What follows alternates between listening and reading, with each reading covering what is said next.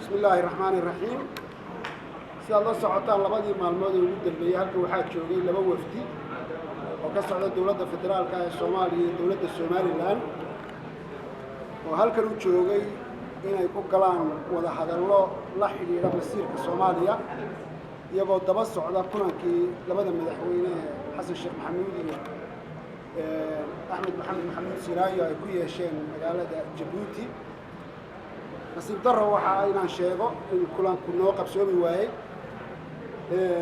oo aanu shirkaasi dhicinin kadib markii wafdiga ka socday ergada Somaliland ay la yimaadeen shuruud aan dhihi karo runtii meesha ma qaban aynay suuroobi weydeen shirkii uu noo qabsoomo. waxaan shacabka Soomaaliyeed u sheegay meel kastuu joogo inaan laga quusan doonin wada hadallada oo ay sii socon doonaan. waxaanu principal isla garannay inaanu dib ugu noqonno magaalooyinkii laga yimid oo aan lala tashado madaxda qaranka kadibna wejiga labaad iyo shirku siduu mar dambe u dhici lahaa laga fikiro. marka waa soconayaan wada hadalladu insha allahu tacaala waxaana lagu gaari doonaa natiijo iyo midnimo ilaahay idinkiisa. waa mahadsan وهاجا ساعات وسير هذا يلا ما تصحي وفد الصومال waxa ay sheegtay in kulabadii hore ee la yeeshay principally lagu heshiiyay in dawladda ku meel gaarka ah ee Soomaaliya gudida u hadlaysaana ku soo diray shakhsiyaad ka soo horjeeda Somaliland kadibna waxay sheegeen in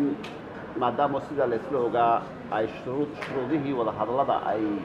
dawladda Soomaaliya jabisay arintaas adigu sidee ayaad u aragtaa talabaadna aan ku raaciye cabashada kale jirta waxa weeyaan waxyaabihii lagu heshiiyay in aanay waxyaabo badan ay qabsoominba dib u dhacuna oo inta badan ka socdo dhinaca dawladda federaalka Soomaaliya maxaad ka oran lahayd labada qodob? runtii waa jirtay Somaliland inay mararka qaarkood tiraahdo ergadayaan lagu soo darin dad ka soo jeeda Somaliland laakiin hore way u dhacday dhowr jeer inuu ka soo qayb galo dad ka mid ah ama ka soo jeeda Somaliland iyaga kuma adkaysan shirarkii hore way ka soo qayb galeen dad Somaliland ka soo jeeda runtiina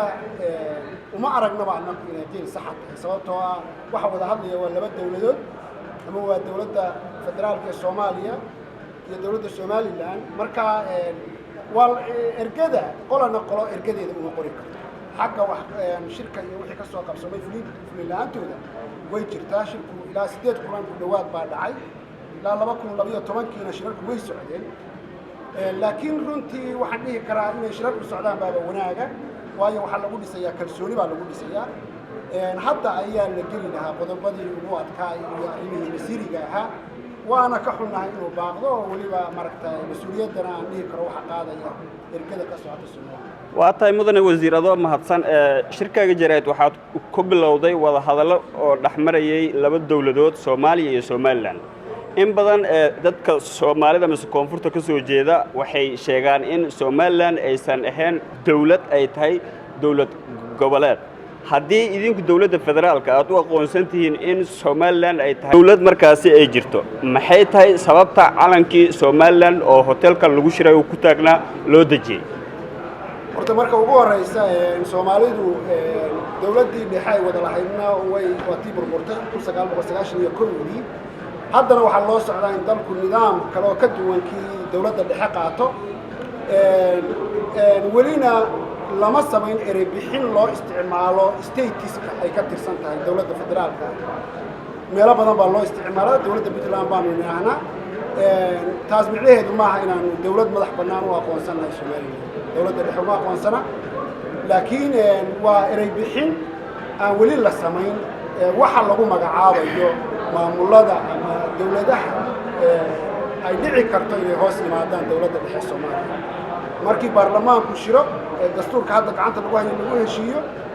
ayaa erey bixin loo samaynayaa dawladaha ayaa erey bixin loo samaynayaa qofka ka madaxda ama madaxweynuhu noqonaya ama wax kale magac kale loo bixinaya. marka maaha inaan anigu dawlad u aqoonsanahay Soomaaliya. laakiin labada madaxweyne ee Somaliland iyo Soomaaliya markii ugu horeysay ee ay kulmaan waxa ay ku saxeexeen waraaqihii lagu heshiiyey inay kala saxeexeen madaxweynaha dawladda Soomaaliya iyo madaxweynaha dawladda Somaliland. laakiin taas maaha aqoonsi waa wax caadi Soomaaliya.